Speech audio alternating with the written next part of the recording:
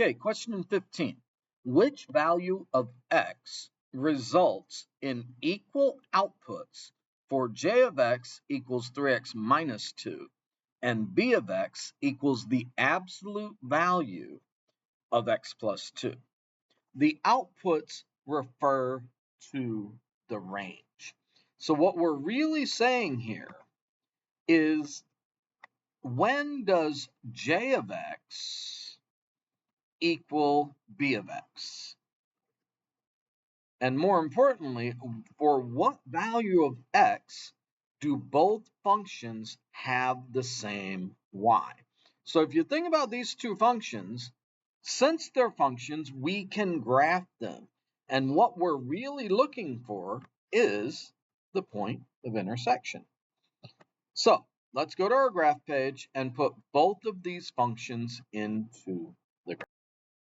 So I'll go to my graphing calculator, open up a graph page, home screen, new doc, say no to drugs, and add a graph page. So our first function is 3x minus 2.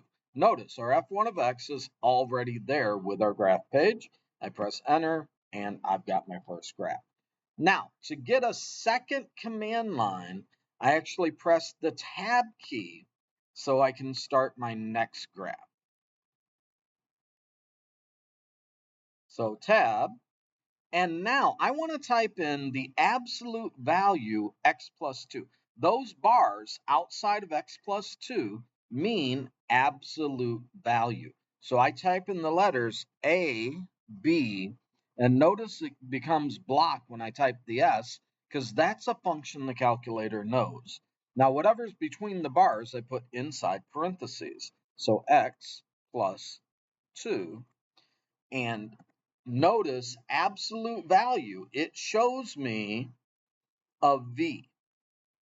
That's how I know I'm there. Now, I want to know where these two graphs intersect.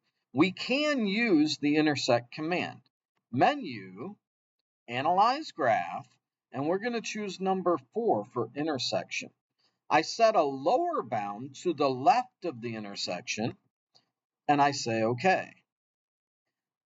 I set an upper bound to the right of the intersection, and I press enter, and my point is 2, 4.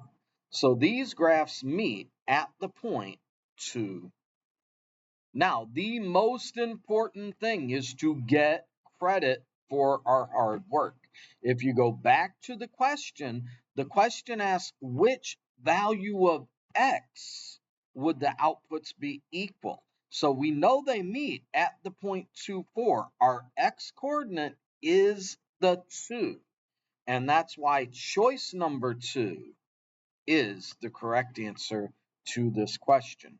Be careful, because 4 is one of our coordinates, but that's the y coordinate. They're asking for the x.